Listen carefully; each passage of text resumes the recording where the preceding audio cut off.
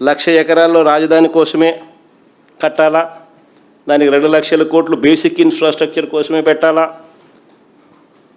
అక్కడ అక్కడే రోడ్లు వేయాలా, అక్కడే డ్రైనేజీలు వేయాలా, అక్కడే వాటర్ కనెక్షన్లు ఇవ్వాలా, అక్కడే కరెంటు, నా జీవితం అంతా అదే చేస్తూ ఉంటా, దానికోసమే అప్పులు తెస్తా, దానికోసమే స్కాములు చేస్తా అని అంటే నిజంగా పెట్టలేరని తెలిసి, అసాధ్యమని చెప్పి తెలిసి ఉట్టి బేసిక్ ఇన్ఫ్రాస్ట్రక్చర్ కోసమే 2 లక్షల కోట్లు, అది ఇప్పటి ప్రకారం. ఇంక ఇది పూర్తి అయ్యేసరికి అది ఎన్ని లక్షల కోట్లు అవుతుందో, ఎన్ని సంవత్సరాలు పడుతుందో, ఎన్ని దశాబ్దాలు పడుతుందో. సో సాధ్యం కానిది ఒక పెట్టలేరని తెలిసి కేవలం నీ స్వార్థం కోసం నువ్వు నీ బినామీల ఆస్తుల విలువలు పెంచుకునే దానికోసం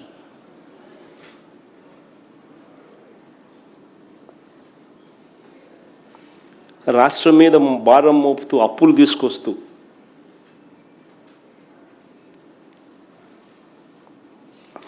రాష్ట్రానికి సంబంధించిన సంక్షేమాన్ని, అభివృద్ధిని పూర్తిగా గాలికి వదిలేసి రాష్ట్రాన్ని అంధకారంలోకి, అప్పుల ఊబులేకి నెట్టేసే కార్యక్రమం చేస్తూ ఉన్నారు చంద్రబాబు నాయుడు గారు.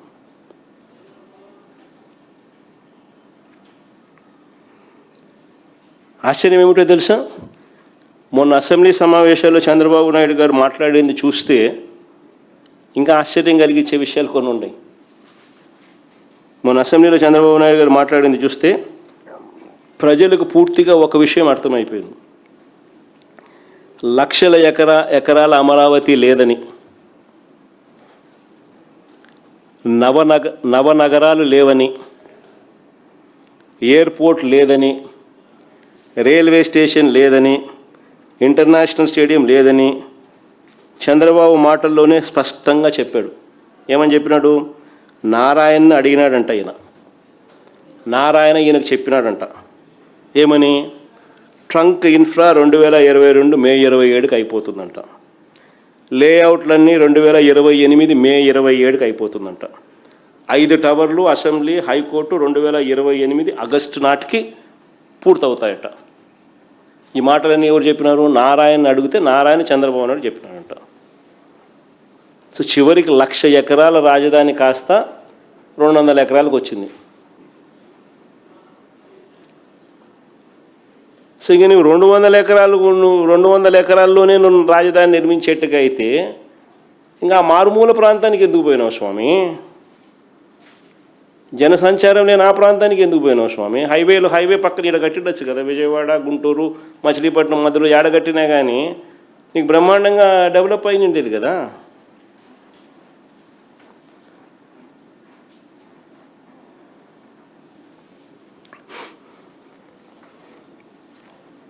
రాజధాని విషయంలోనే కాదు, ఏ విషయంలో కూడా చంద్రబాబు నాయుడు గారికి ఆచరణాత్మక ధోరణి అన్నది ఎప్పుడూ లేదు.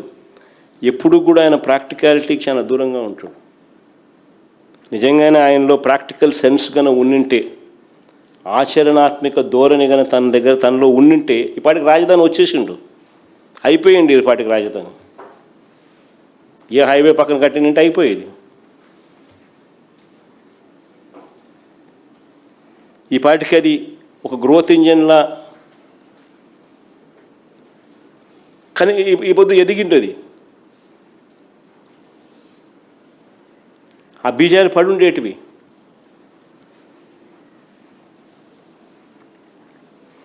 నేను ఇదివరకే చెప్పాను, మాకు ఏ ప్రాంతం అన్నా కూడా వ్యతిరేకత లేదని. మరొకసారి మళ్ళీ చెప్తా ఉన్నా నేను.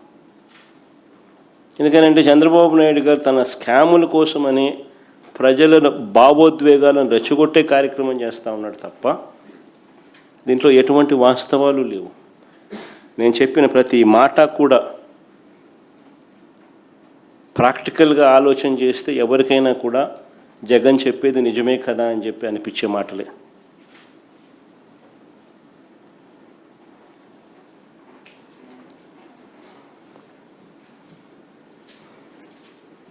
మేము తాపత్రయపడిందల్లా రాష్ట్ర ఆర్థిక పరిస్థితులు బాగోలేవు అన్న నిజాన్ని పరిగణలోకి తీసుకుని ప్రజల ప్రయోజనాలు, రాష్ట్ర ప్రయోజనాలకు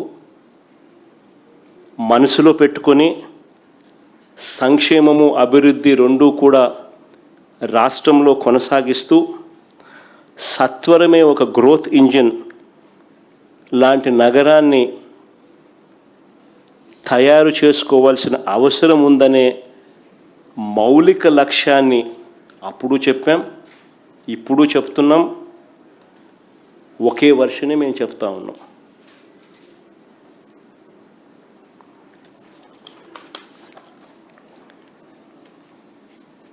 రాజధాని విషయంలో మేము ఇచ్చిన సలహాని ప్రభుత్వం పక్కన పెట్టిన నేపథ్యంలో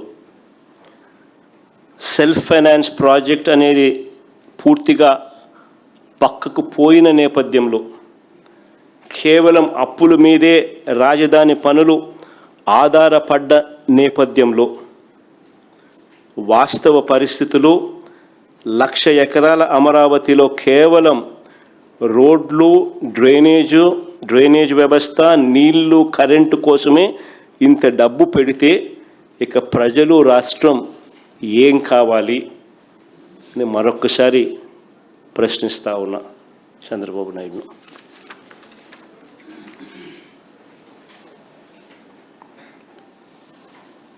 చంద్రబాబు నాయుడు గారికి ఒకటి చెప్తా ఉన్నా.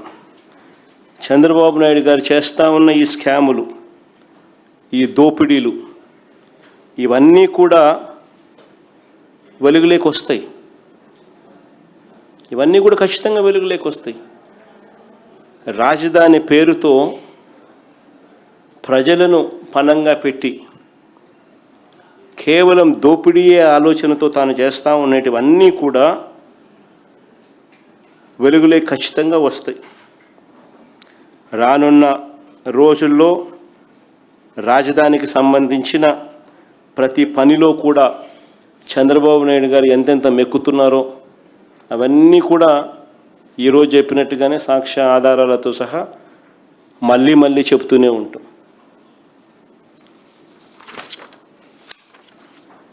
చంద్రబాబు నాయుడు గారికి మాత్రం దేవుడు గట్టిగా ముట్టికాయలు వేస్తాడు. ప్రజలు కూడా ఖచ్చితంగా ముట్టికాయలు వేసే రోజు కూడా త్వరలోనే ఉంది, తాను చేస్తూ ఉన్న ఇంత అన్యాయపు ధోరణి వల్ల.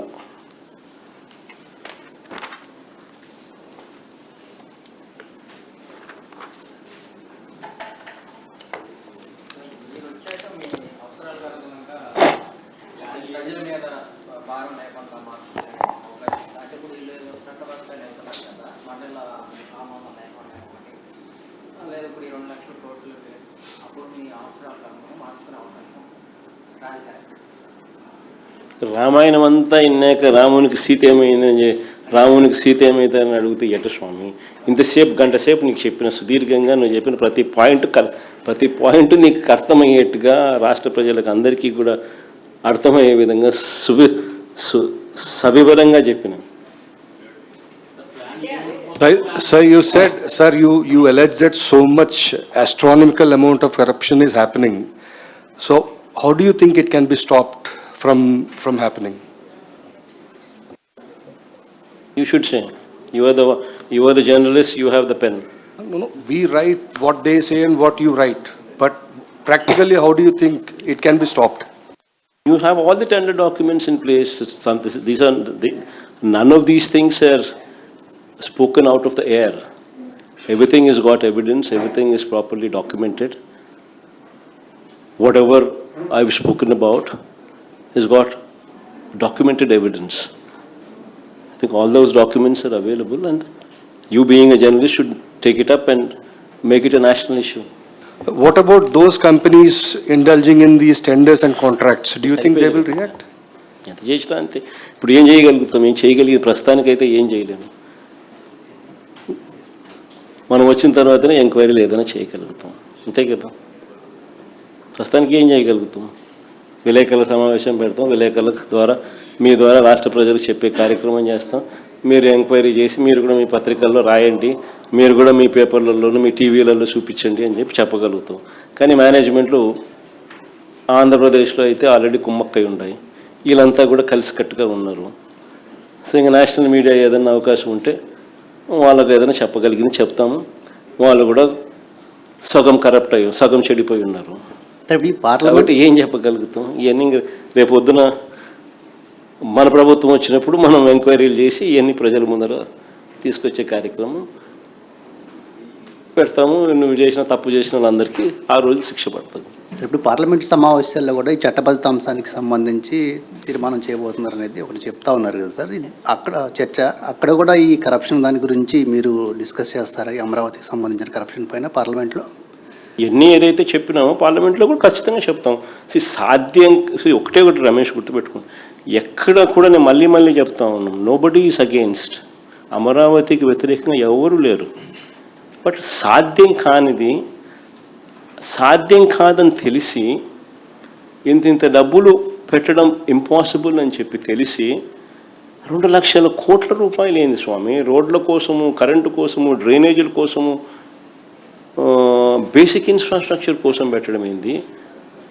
ఆల్రెడీ ఈ బేసిక్ ఇన్ఫ్రాస్ట్రక్చర్ ఉన్న ప్రదేశాన్ని అంతా పక్కన పెట్టడం ఏంది? 2 లక్షల కోట్లు అసలు సాధ్యం అయ్యేదేనా?